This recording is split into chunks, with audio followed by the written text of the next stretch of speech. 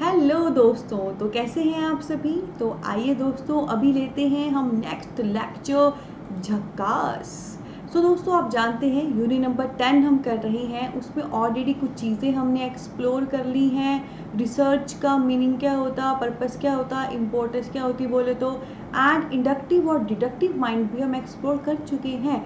तो I hope अभी तक आपने अच्छे से पढ़ा है। नहीं पढ़ा है तो सीक्वेंस में हर लेसन को देखिए अगर प्रॉपर इसका फ़ायदा उठाना है। हमेशा कहती हूँ ना, बच्चे रहोगे तो बच्चे रहोगे। प्रॉपर कॉपी लगाइए, पढ़िए और आगे बढ़ के जाइए। दोस्तों, नेक्स्ट अब हम लेंगे नेक्स्ट लेक्चर नंबर 4 इस कोर्स में, जिसमें मैं आपको लिटरेरी रिसर्च के बारे में बताऊंगी। मैंने बिल्कुल शुरू में जब इंट्रोडक्शन भी दी थी इस कोर्स की, यू डू रिमेंबर, मैंने बताया था ये जो रिसर्च है ये पेपर नंबर 1 का भी हिस्सा है, जो आपका एनटीए का पेपर नंबर 1 है। पर वहाँ पे जब हम रिसर्च पढ़ते हैं तो हम हर पर्सपेक्टिव से पढ़ते हैं। मतलब आर्ट्स के सब्जेक्ट में रिसर्च करनी हो, साइंस के सब्जेक्ट में रिसर्च करनी हो, लैंग्वेज में रिसर्च करनी हो, मतलब हर वे से। पर यहाँ पर क्योंकि ये यूनिट नंबर 10 है इंग्लिश लिटरेचर की, लिटरेचर से संबंधित है लैंग्वेज, तो बेसिकली दोस्तों हम यहाँ पे जो रिसर्च है वो लिटरेरी और लैंग्वेज के वे से देखेंगे। अभी तक हमने देखा रिसर्च क्यों इम्पॉर्टेंट है, क्या उसका पर्पस है, डिडक्टिव अप्रोच क्या होती है, इंडक्टिव अप्रोच क्या होती है। अब हम देखेंगे कि जो रिसर्च के तहत लिटरेरी रिसर्च है, जिसपे हमारा मेन फोकस है इस यूनिट में, उसमें क्या क्या होता है। तो आप देख सकते हैं काफ़ी सारी बुक्स यहाँ पे शो की गई हैं। बुक्स होगी तो ही लिटरेरी रिसर्च हो पाएगी। खैर, लिटरेचर की रिसर्च हो या कोई भी रिसर्च दोस्तों, बुक्स तो चाहिए ही होती है। और यहाँ पर बेसिकली मैं आपको बताऊंगी, जब कभी हम लिटरेरी रिसर्च करते हैं तो हमारे मेन ऑब्जेक्टिव क्या होते हैं, हमारे मेन मकसद क्या होते हैं, क्यों हम लिटरेरी रिसर्च करते हैं। इससे पहले कि ये जो आगे 5 पॉइंट्स दिए गए हैं मैं एक्सप्लेन करूं, शुरू में ही एक बात मैं मेंशन कर देना चाहती हूँ। रिसर्च जिसके बारे में ऑलरेडी आप जानते हैं उसको और एक्सप्लोर करना, उसका एकमात्र मकसद यही है कि हम टोटली अप टू डेट रह सकें जो आजकल है, और अच्छे से बेहतरीन और उम्दा तरीके से अपना काम कर सकें, चाहे वो फील्ड कोई भी हो। तो आइए देखते हैं, जब लिटरेरी रिसर्च की बात होगी तो उसमें हमारा क्या ऑब्जेक्टिव है। मैं क्या करूँगी, बारी बारी से हर सेंटेंस को पढ़ूंगी फिर आपको समझाऊंगी। क्यों? क्योंकि जैसे मेरे पास मैक्सिमम वो लर्नर्स आते हैं जो हिंदी मीडियम से हैं, राइट। तो उनको एक बात मैं बता देना चाहती हूँ, ध्यान से सुनिए। आपको समझ तो आ जाता है, कॉन्सेप्ट क्लियर हो जाता है, इतना मुझे पता है मेरी क्लासेस में आके। पर ना बेटा, आपको रीडिंग की हैबिट बहुत ज़्यादा होनी चाहिए, इस बात का प्लीज़ आप ध्यान रखें। क्योंकि पेपर में आ जाती हैं वही चीज़ें जो आपने पढ़ी हैं, पर फिर भी आप सक्षम नहीं हो पाते उनको सॉल्व करने का। क्यों? आपने चीज़ों को बस इजी तरीके से समझने पे फोकस किया होता है। डिफ़िकल्ट लैंग्वेज या वोकैबुलरी भी आ जाए, उसको कैसे समझना है, कैसे एनालाइज करना है, उस पर फोकस नहीं किया होता है। तो जब कभी ऐसी रीडिंग्स आए, उसको रीड करिए, पढ़िए, उनको समझने की कोशिश करिए। तो मैं डायरेक्ट आपको बोलूँगी नहीं कि हाँ जी पढ़ना ज़रूरी है, बल्कि आपके सामने क्लास में वो करूँगी भी, खुद भी आपके सामने पढ़ पढ़ के आपको एक्सप्लेन कराऊंगी, और यही टेक्निक आपने भी फॉलो करनी है। तो आइए शुरू करते हैं। सबसे पहला पॉइंट यहाँ पे है दोस्तों, bibliothecal help us locate journal and books in the library and it is an advancement of knowledge. तो यहाँ पे दोस्तों सबसे पहले हम बात करेंगे बिब्लियोथिकल की, ठीक है। बिब्लियोथिकल क्या है मैं अभी बताती हूँ, पर इसके बारे में क्या कहा गया है, ये हमें हेल्प करता है कि कोई भी जर्नल्स, कोई भी बुक्स जो लाइब्रेरी में रखी गई हैं उनको ढूंढने में हमारी मदद करता है, और बेसिकली नॉलेज को एडवांस करने में, नॉलेज को बढ़ाने में दोस्तों ये हमारी मदद करता है। तो बिब्लियोथिकल क्या है, ये दो शब्दों से मिलके बना है, biblio plus thecal. Biblio means bibliography, ठीक है। बिब्लियोग्राफी क्या होता है दोस्तों, जैसे जब कभी कोई भी कोई बुक लिखता है ना, या कोई भी रिसर्च करता है, वो एकदम उसको ऐसे आइडिया नहीं आता, उसकी बत्ती नहीं जलती है कि अच्छा मुझे इस पे रिसर्च करनी है, मुझे इसके बारे में बताना है। सबसे पहले ना उसको एक मतलब कुछ चीज़ों से वो गो थ्रू होता है, ऑलरेडी कुछ बुक्स से वो गो थ्रू होता है, ठीक है। कुछ ऑलरेडी वो रिसर्च करता है, कुछ पढ़ता है, फिर वो फाइनल उस वर्क पे फोकस करता है जिसपे वो करने जा रहा है। तो that is bibliography. Bibliography means the resources which you have followed to do your work, ठीक है। जब आपने अपना काम करना है, उस काम को करने के लिए जो रिसोर्सेज आपने फॉलो किए हैं, वो जो पूरी लिस्ट है, चाहे वो बुक्स हैं, नॉवेल्स हैं, जर्नल्स हैं, रिव्यूज़ हैं, जो भी आपने फॉलो किए हैं उसकी वो लिस्ट आपको देता है। और दूसरा शब्द है thecal. Thecal means ethical. Ethical means जिसमें एक आप कह सकते हैं जेन्युइन हो, है ना, एक स्टैंडर्ड हो, ठीक है। तो बिब्लियो हो गया, bibliography, list of books, journals, reviews और सोर्सेज जो आपने अपने काम के लिए फॉलो किए हैं। एथिकल मीन्स एथिकल वे से, मतलब आपने कुछ भी गलत नहीं किया है, मतलब सही मायनों में प्रॉपर अच्छी आपने जर्नल फॉलो किए हैं, अच्छे रिसोर्सेज फॉलो किए हैं अपनी रिसर्च करने के लिए, और किसी के साथ भी कुछ धोखाधड़ी नहीं की है, ठीक है। तो ये सबसे पहला स्टेप होता है bibliothecal, means bibliography and ethical. Bibliography वो आपको पूरी लिस्ट देगा जिसको आपने फॉलो करना है अपना काम करने के लिए, और एथिकल ये मेक श्योर करेगा कि आप एथिकल वे से अपना काम कर रहे हैं, आप जो भी रिसोर्सेज फॉलो कर रहे हैं वो स्टैंडर्ड है, ऑथेंटिक है, जेन्युइन है, और हाँ आप उन पे रिलाई कर सकते हो, और आपने किसी का कुछ चोरी धोखाधड़ी नहीं की है, ठीक है। तो सबसे पहला स्टेप होता है रिसर्च में बिब्लियोथिकल करना, ठीक है, लिस्ट फॉलो करना एथिकल वे से। तो इसमें आपको बेसिकली वो सारे जर्नल्स या बुक्स पता लग जाते हैं जो किसी रिसर्च से संबंधित हैं। एंड ऑब्वियसली बेटा जब आप इतनी सारी बुक्स फॉलो करोगे अपना काम करने के लिए, जर्नल्स और बुक्स फॉलो करोगे, रिव्यू फॉलो करोगे, वो भी एथिकल वे से, स्टैंडर्ड हैं, अच्छे रिसोर्सेज हैं, तो दिखती सी बात है आपका नॉलेज बढ़ेगा ही। एक एग्जांपल दूँ, अब अभी मैं आपको ये पढ़ा रही हूँ ना, तो ऑब्वियसली मैंने कहीं से पढ़ा होगा, फिर जॉट डाउन किए होंगे नोट्स और आपके सामने ला रही हूँ। कितनी सारी बुक्स और ऑनलाइन साइट्स मैंने देखी होंगी, सर्च की होंगी, फिर मैं आपके सामने ला रही हूँ, ठीक है। तो क्या होता है जब आप प्रॉपर वे से अच्छे से रिसोर्सेज फॉलो करते हो, उनको अच्छे से फॉलो करते हो, तो ऑब्वियसली नॉलेज की एडवांसमेंट तो होती है। ओके, तो ये सबसे पहला मकसद है bibliothecal, bibliography plus ethical, list books की जो आपने फॉलो की है एथिकल वे से, और इससे आपको पूरी लिस्ट मिल जाएगी आपने काम करते बार क्या क्या फॉलो किया है, और साथ में आपका नॉलेज भी बढ़ेगा। तो ये होगी पहली बात।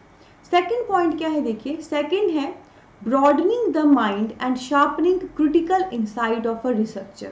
This is a very key point here. बोले तो अपन लिटरेरी रिसर्च करता क्यों है भाई, क्या जरूरत है हमको। तो दोस्तों क्यों हम लिटरेरी रिसर्च करते हैं, तो वो आइला, वो बंदा जो रिसर्च कर लेला, जो रिसर्चर है, ठीक है, उसका क्रिटिकल जो दिमाग है, क्रिटिकल वे से वो शार्प हो, उसका माइंड ब्रॉड हो, इस पे हमारा फोकस होता है, ठीक है। हम क्यों इतना ज़्यादा सर्च कर रहे हैं, हम क्यों इतना ज़्यादा पढ़ रहे हैं, क्योंकि एट द एंड हमारा मकसद है हमारा माइंड ब्रॉड हो, हमारी सोच खुली हो, ठीक है, और क्रिटिकल जो क्रिटिसिज्म वे से हमारी सोच है वो शार्पन हो पाए, ठीक है।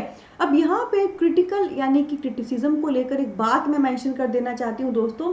जर्नली वी थिंक क्रिटिकल और क्रिटिसिज्म मीन्स मतलब किसी की बुराई करते रहो, बुराई करते रहो, ऐसा नहीं होता है, ठीक है। Criticism means to give a genuine opinion. आप किसी चीज को लेकर जेन्युइन ओपिनियन जब देते हो, चाहे वो गलत है या सही, वो दोस्तों क्रिटिसिज्म कहलाता है। और रिसर्चर की वो ड्यूटी है कि वो अच्छे से अपना काम करे, वो प्रॉपर जो सही है बोल पाए, प्रॉपर जो गलत है उसको बोल पाए, ठीक है। सो रिसर्च का क्या मकसद है, जो रिसर्चर है, जो रिसर्च कर रहा है, एक तो उसकी सोच ब्रॉड हो जाए, उसका दायरा बढ़े, उसको ज़्यादा नॉलेज मिले, उसका दायरा बढ़े कि अच्छा ये भी है, ये भी है, ये सारी चीज़ें मैं अपने काम में यूज़ कर सकता हूँ। और सेकेंड, जो हमारी क्रिटिकल लेवल पे जो सोच है वो शार्पन हो जाए, क्रिटिकल लेवल पे हम मतलब शार्प हो जाए, मतलब अगर मुझे क्रिटिसिज्म देना है, किसी के अच्छे और बुरे पॉइंट बताने हैं, तो जेन्युइनली मैं उन पॉइंट को बता पाऊँ। उसके बाद दोस्तों नेक्स्ट क्या है, देखिए creation of genuine and intelligent interest in literature. ये बहुत ही खास बात बोली है। बहुत सारे रिसर्चर हैं, बोले तो एमफिल कर ले, पीएचडी कर ले, पर उनका बोले तो झकास में से इंटरेस्ट ही नहीं है रिसर्च में, उनका इंटरेस्ट ही नहीं है ना। और दोस्तों जब तक इंटरेस्ट नहीं होता है ना, दिमाग आप जितना मर्जी लगा लो, जब तक वो दिल नहीं होता है ना काम में, मज़ा नहीं आता है, बोले तो मज़ा नहीं आता है।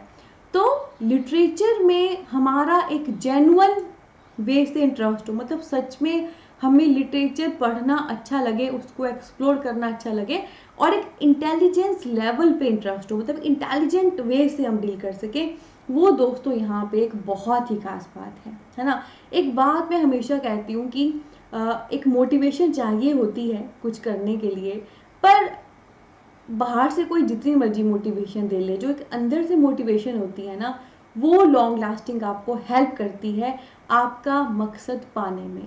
ठीक है, ये याद रखना, अंदर की मोटिवेशन हेल्प करती है अपना मकसद पाने में।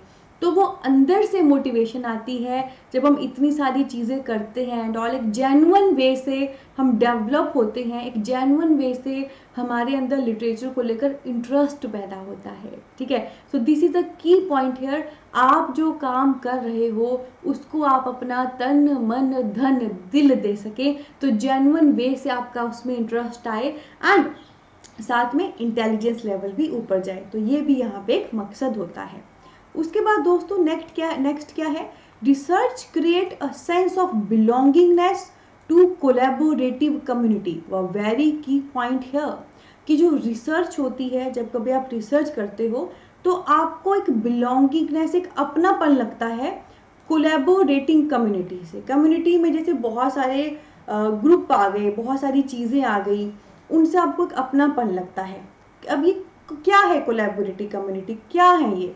देखो, जब आपने रिसर्च करनी है, आप अकेले रिसर्च नहीं कर सकते, आप अकेले अपने एक दिमाग पे रिसर्च नहीं कर सकते, आपको बहुत सारी चीज़ों से गो थ्रू होना पड़ेगा, आपको बहुत सारी चीज़ें देखनी पड़ेगी, पढ़नी पड़ेंगी, सुननी पड़ेंगी, एनालाइज करनी पड़ेंगी, बहुत कुछ आप करोगे, तब जाकर आपका लेवल यहाँ से यहाँ पहुँचेगा, फिर आप अपनी रिसर्च कर पाओगे, फिर आप अपने वर्क के साथ जस्टिस कर पाओगे। ओके, तो ये यहाँ पे एक बहुत ही खास बात है। कोलैबोरेटिव कम्युनिटी है, वो सारी चीज़ें कोलैबोरेट हो रही हैं, वो सारी चीज़ें इकट्ठी हो रही हैं जो आपको रिसर्च के लिए चाहिए। चाहे आप अपना जो बेस बना रहे हो, जो भी बुक्स, जर्नल्स, रिव्यूज़ आप फॉलो कर रहे हो, चाहे जो भी लोग आपको उसमें हेल्प कर रहे हैं, या और जो भी चीज़ें आप फॉलो कर रहे हो, तो वो सारी चीज़ें मिल के कोलैबोरेटिव कम्युनिटी बनाते हैं। तो आपको ना उन सब से एक बिलोंगिंगनेस लगती है, एक अपनापन लगता है। जैसे आज मैं आप सबको पढ़ाती हूँ तो आप सबके साथ ना मुझे एक अपनापन लगता है। आई ऑलवेज से कि आप सबकी साइकोलॉजी में समझ पाती हूँ, क्योंकि मुझे लगता है कि आपका संघर्ष मेरा जैसा है, मैंने भी वो फील किया है। तो वो जब एक अपनापन आता है तो काम बेहद उम्दा हो जाता है। उसी प्रकार से एक रिसर्चर को जो जो चीज़ें चाहिए, जब उन चीज़ों में लिटरली वो खो जाता है तो उसे वो अपनापन लगने लगता है। ठीक है, और वो होना भी चाहिए। उसके बाद लास्ट पॉइंट यहाँ पे है दोस्तों, creative work in contemporary intellectual frontier. तो लास्ट बट लीस्ट बहुत इंपॉर्टेंट पॉइंट है कि क्रिएटिव लेवल पे आप वर्क कर सके कॉन्टेम्पररी इंटेलेक्चुअल फ्रंटियर के तौर पर। कॉन्टेम्पररी हो गए जो भी आप काम कर रहे हैं, आपके समकक्ष के जो भी लोग आपके साथ काम कर रहे हैं। इंटेलेक्चुअल हो गया दिमागी तौर पे, फ्रंटियर होगा फ्रंट लेवल पे रहकर क्रिएटिव वर्क करना। तो रिसर्चर क्या है, जैसे मैं प्रीति मंडियाल काम कर रही हूँ, मेरा भाई राग मंडियाल काम कर रहा है, मेरा एक फ्रेंड है मोनिका, वो काम कर रही है, तो हम सारे एक ही समय पे काम कर रहे हैं, तो हम सब हो गए कॉन्टेम्पररी। ठीक है, फिर इंटेलेक्चुअल क्या है कि हम सब काम कर रहे हैं, रिसर्च जैसा काम कर रहे हैं, इतना दिमाग लगा रहे हैं, तो वो हो गया इंटेलेक्चुअल दिमागी तौर पे। ठीक है, फ्रंटियर होगा फ्रंट पे रह के काम करना, और हो गया क्रिएटिव, यानी कि फिर हम सभी जो लोग हमारे आसपास जितने भी लोग काम कर रहे हैं, सभी इतनी मेहनत कर रहे हैं एक साथ के कॉन्टेम्पररी इंटेलेक्चुअल, सभी इतना दिमाग से काम कर रहे हैं, तो वो सभी ना फ्रंट पे आके क्रिएटिव काम कर सके। यानी कि ऐसा नहीं है जो ऑलरेडी हुआ है उसको ही हम लेकर आए, बल्कि कुछ नया, कुछ क्रिएटिव लेकर आए। और ये चीज़ दोस्तों आपने नोट भी की होगी, जब कभी कोई एमफिल या पीएचडी करता है ना, तो उसको हम कहते हैं ना कि आपने मतलब जो ऑलरेडी टॉपिक है उसको मत पकड़ो, रिसर्च में कुछ नया करो, उस पर करो, तो वो ज़रूरी है। वो क्रिएटिविटी, कुछ नया लाना, वो तो है ही ना ज़रूरी। जिसके बारे में ऑलरेडी सर्च हुई है, जो ऑलरेडी है, आप वही लेकर आओगे तो क्या फ़ायदा, फिर तो कोई मज़ा नहीं है। आप रिसर्चर हो, आप रिसर्च कर रहे हो, तो जो भी है उसमें कुछ और महान ग्रेट लाना ज़रूरी है। तो कैसा लगा दोस्तों सेशन? अगर अच्छा लगा हो, दिल से पढ़ाया दिल तक पहुंचा हो, तो जस्ट अभी हमारी इस वीडियो को लाइक करें दोस्तों, और हमारे चैनल को सब्सक्राइब करें। और आप जानते हैं एनटीए को लेकर सबसे बेस्ट जो कोर्स है ऑनलाइन शुरू हो चुका है। इंडिया के सबसे पहले pocket friendly education app pocket पढ़ाई पर आज ही आप उसे डाउनलोड करें। जो लिंक है पॉकेट पढ़ाई ऐप का नीचे डिस्क्रिप्शन में दिया गया है, वहाँ से जाके आप डाउनलोड कर लीजिए ऐप को, कोर्स आपको मिल जाएगा।